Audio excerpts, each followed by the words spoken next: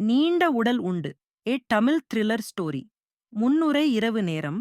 நகரம் முழுவதும் அமைதியாக இருந்தபோது ஒரு மர்மமான சதி நகரின் இருண்ட வெளிகளில் நடந்து கொண்டிருந்தது.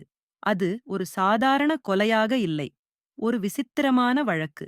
அதிகாரி கிருஷ்ணாவின் விசாரணை. சென்னை போலீஸ் ஸ்டேஷனில் ஓர் அழைப்பு வந்தது. அருகேலுள்ள அடுக்குமாடி குடியிருப்பில் ஒரு கொலை நடந்திருக்கிறது. அதிகாரி கிருஷ்ணா சம்பவ இடத்திற்கு சென்றார். அங்கிருந்தவர் ஒரு தனியார் விஞ்ஞானி அருண்குமார்.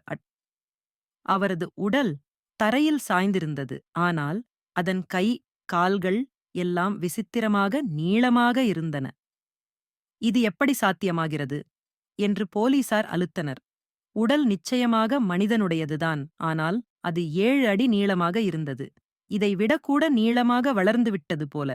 மர்மத்தின் முடிச்சு கொள்ளை பற்றி விசாரணை செய்தபோது அருண்குமார் ஜெனடிக் மாறுபாட்டில் ஆராய்ச்சி செய்திருப்பதை கிருஷ்ணா கண்டுபிடித்தார்.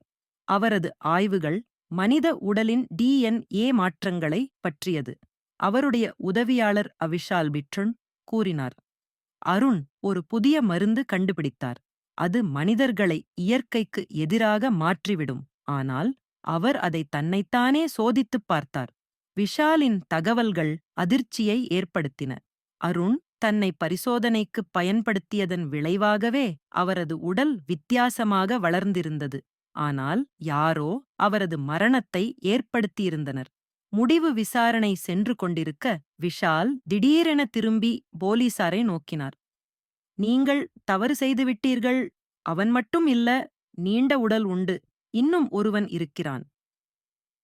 அந்த நொடியிலேயே இருள் சூழ்ந்த அறையில் ஓர் மனித உருவம் நிழலாக நகர்ந்தது. அவன் எவ்வளவு உயரம் தெரியவில்லை. மர்மம் தொடர்கிறது.